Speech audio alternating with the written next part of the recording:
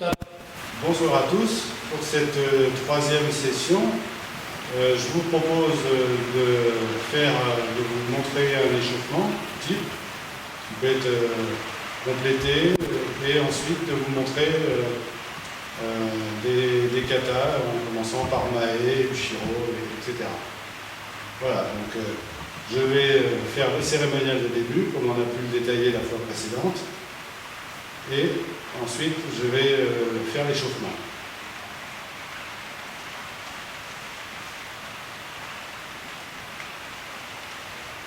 Le Shomeni, ouais.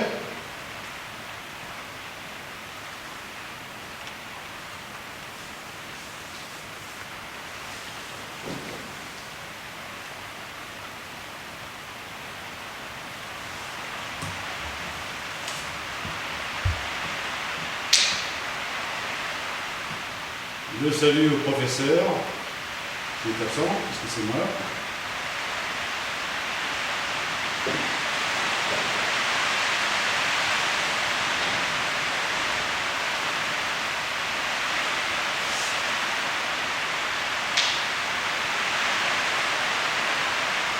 Je salue au sabre, on empêche d'abord.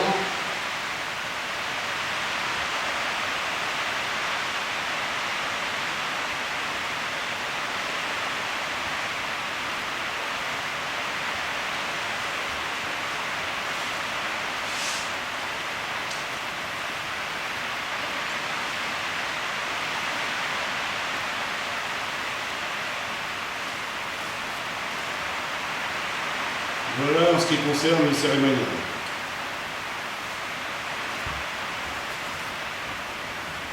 Donc je vais retirer le sabre. Et pour ma part, je m'échauffe au boken. Donc je vais changer d'arme.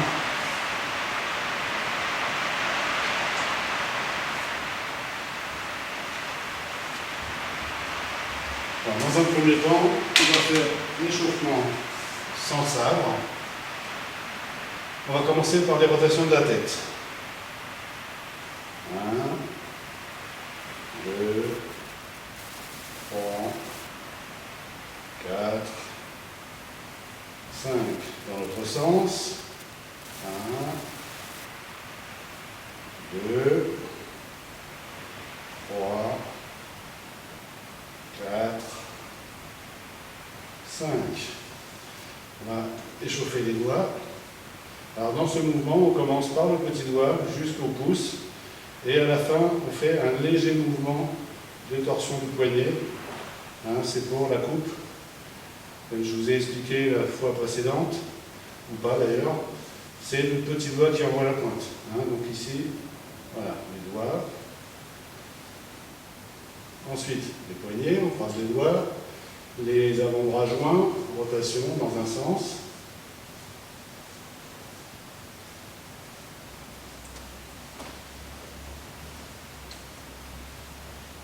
Rotation dans l'autre sens.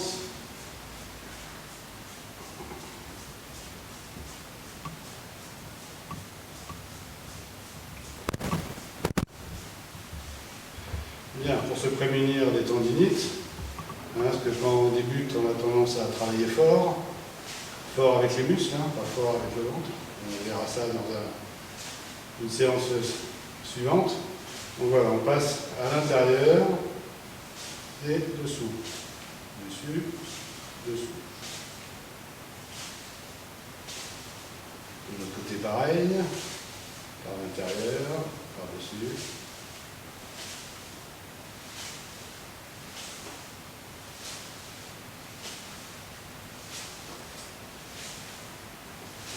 Voilà, maintenant les épaules.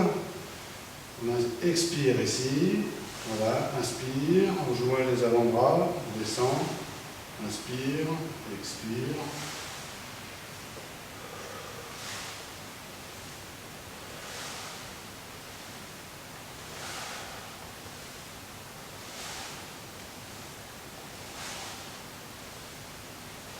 Ensuite, dans l'autre sens,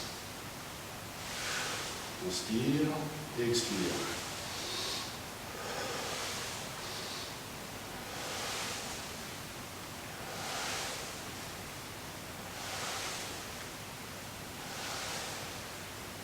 Voilà pour la partie du haut du corps. Maintenant, des hanches, rotation. Donc la tête reste sur un même point. Et on fait tourner les hanches. Comme si on faisait du hula-hoop. Je ne suis pas un spécialiste, hein, mais j'imagine que ça y ressemble. Dans l'autre sens.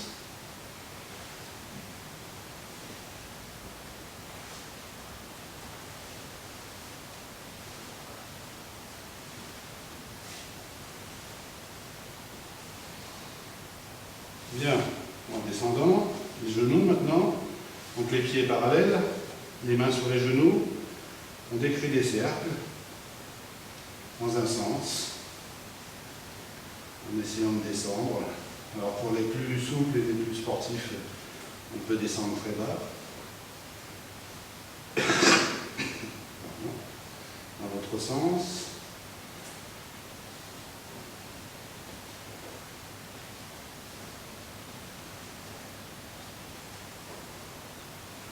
Un autre petit exercice complémentaire, donc les pieds légèrement écartés. Et là, on fait des cercles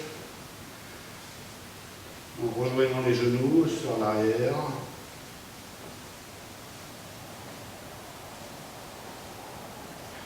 Sur l'avant.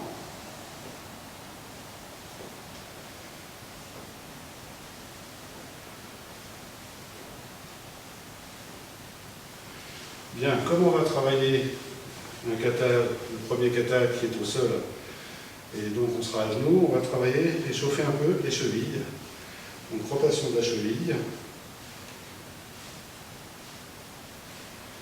dans un sens de rotation, dans l'autre sens.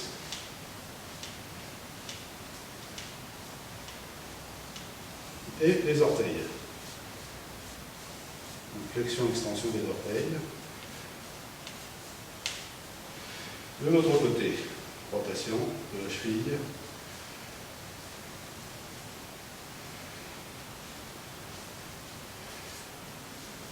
Dans l'autre sens.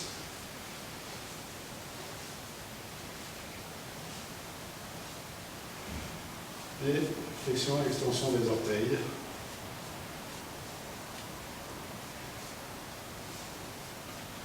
Voilà, on a presque fini. On va continuer à échauffer un peu les chevilles et les orteils. Donc pour ça, on va s'asseoir. Donc la position assise en yaïdo. Les deux pouces se touchent, mais on ne croise pas les pieds l'un sur l'autre. Ce que l'on peut faire en yaïdo. Là, en yaïdo, non, c'est les pieds parallèles. Alors, on essaie, pour les katas, on essaiera de ne pas s'asseoir, de s'avachir sur les chevilles.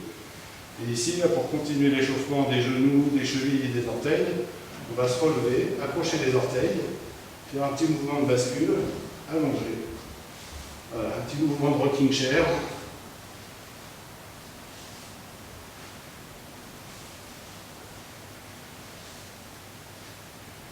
Ok, donc dans cet axe-là, c'est la même chose.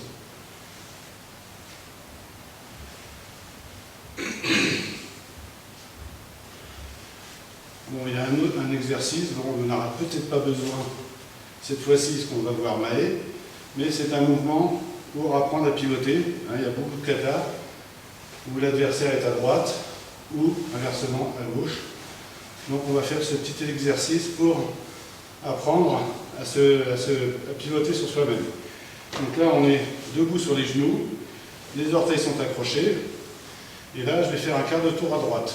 Donc là, d'abord, le regard, et ensuite, je pivote sur mon genou gauche, l'autre pied est toujours accroché, et là, mon pied droit vient se placer. Là, j'ai fait bien 90 degrés.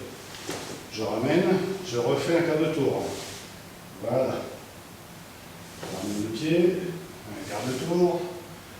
Et là, il faut veiller à ce que le pied soit bien aligné, bien à 90 degrés.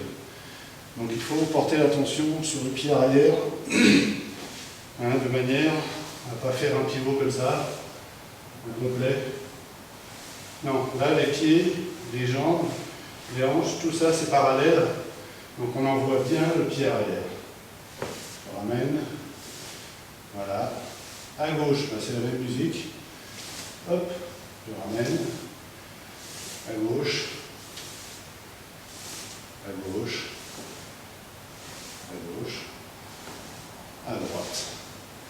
Et là maintenant, on va faire un demi-tour à gauche.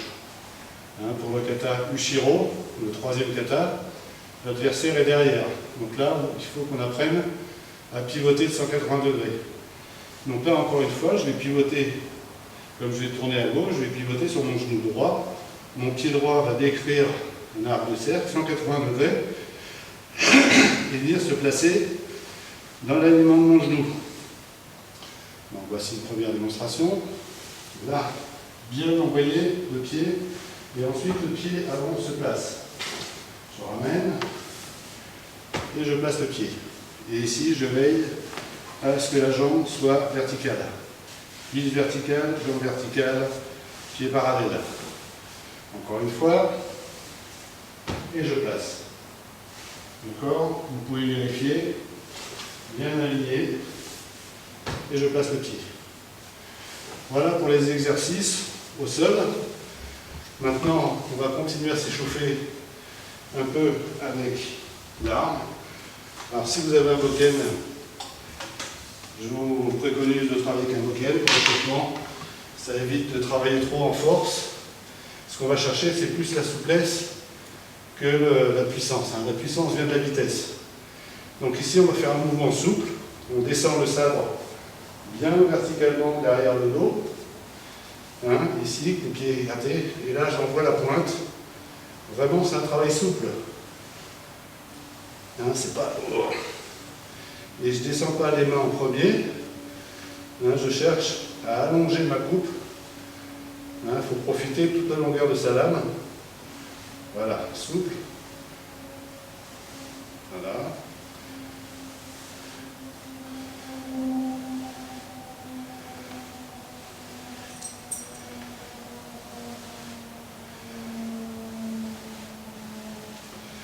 Bien. On va continuer l'échauffement au bokken. Donc, j'installe mon bokken.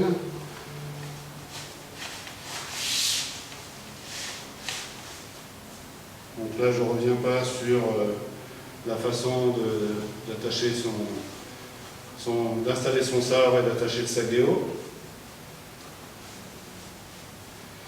Voilà, donc là, on va travailler au sol, position César. En fait, c'est le début de Mae. Les mains, donc la position du sabre à l'horizontale, on essaie de ne pas l'avoir comme ça. Et ici, le bord de la tsuba face au nombril, et à une distance d'1 point. Les mains sont posées naturellement sur les cuisses.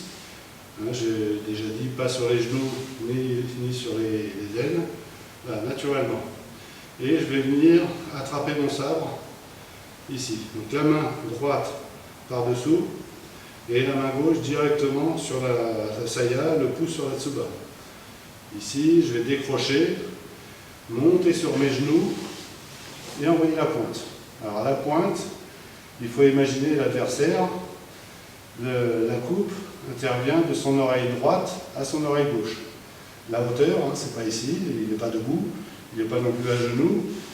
La bonne hauteur, c'est la hauteur de votre aisselle. Voilà, je reviens au sol. Ici, les mains viennent dessous. Avec la main gauche, je décroche le sabre. Je monte. Et ce qui est important ici, c'est que la tsuka soit face au visage de l'adversaire. Je ne vais pas dégainer ici pour ensuite couper les foins. Ça, c'est une menace déjà. Donc ici, je menace et j'envoie la pointe. En même temps, ici, j'ai donc le pied arrière est accroché et j'ai avancé ma jambe. La hauteur de ma pointe, c'est mon aisselle. Ici, si je ramène et que je descends, c'est l'équivalent de mon sein, de mon oreille. Ok, donc là, on engraine. Ça déjà, si on fait bien ça, bien y aller progressivement, bien sortir toute la lame du fourreau. Il ne faut pas avancer le sabre, et ici, et espérer sortir le sabre. Hein. Voilà, vous voyez, il faut faire Tai Sabaki. Tai Sabaki, c'est amener le fourreau sur l'arrière. Donc ici, j'attrape le fourreau, et le petit doigt glisse sur la ceinture. Voilà, ici, je monte, je tire la saya vers l'arrière, et quand il n'y a plus rien dans le fourreau, j'envoie la pointe. Bien, pour l'échauffement, on va s'arrêter là. Il y a bien sûr d'autres exercices.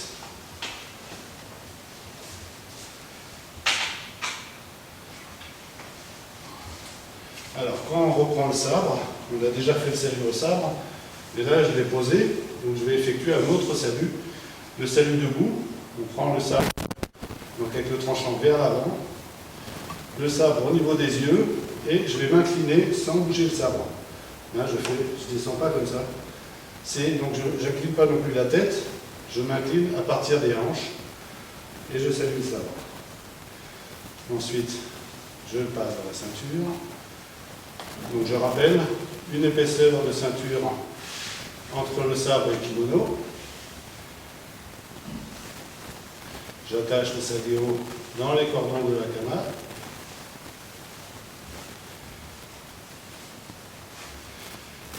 Et donc la bonne distance, c'est de pouvoir faire tsukate, c'est-à-dire un tsuki ici entre les deux yeux, sans que votre sabre ne sorte de la ceinture. Voilà, donc je suis installé, je vais commencer Mae. Donc la descente au sol, je continue.